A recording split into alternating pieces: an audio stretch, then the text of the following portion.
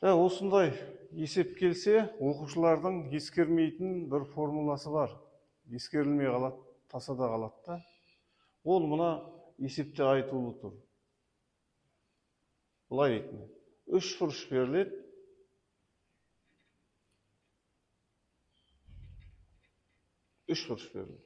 Мынау А бұрышы, А төбесі, мынау С төбесі, мынау В төбесі. А бұрышы 20-ға, С бұрышы 40-ға тең болатын болса дейді, асы қабырғасының ұзындығын табыңыз. Енді ол жерде В бұрышы тең болады 180 градус минус 20 градус плюс 40 градус тең болады 180 градус минус 60 градус тең 120 градус. Мына жер 120 градус болады.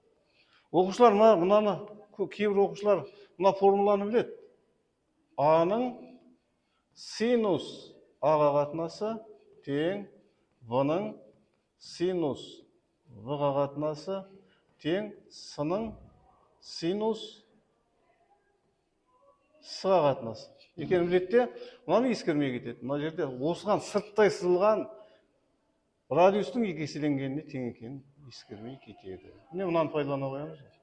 Бұл жерде енді біз сырттай сызылған радиусымыз белгілі В ғой. Бұны табуымыз үшін бүйтеміз. В синус 120 градус тең болады 2 көбейту 5 түбір астында 3-ке. Енді В дегеніміз тең болады 10 түбір асты 3 көбейту синус 120 градус.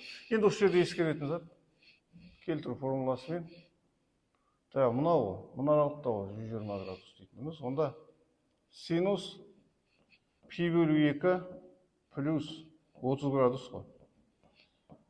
Бірінші тоқсан, екінші ширек. Бірінші ширек, екінші ширек, екінші ширектің синусы 10. Олай болса, ол косинус 10 болады. Косинус 30 градус. Енді келеді.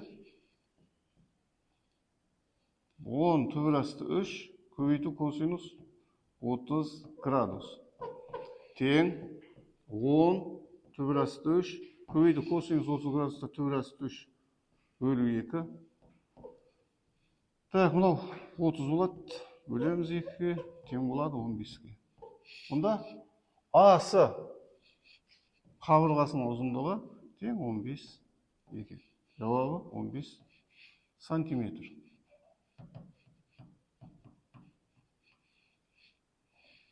Бұл жердегі ең негізгі түйін мынаны оқушыларға үнемі ескерту.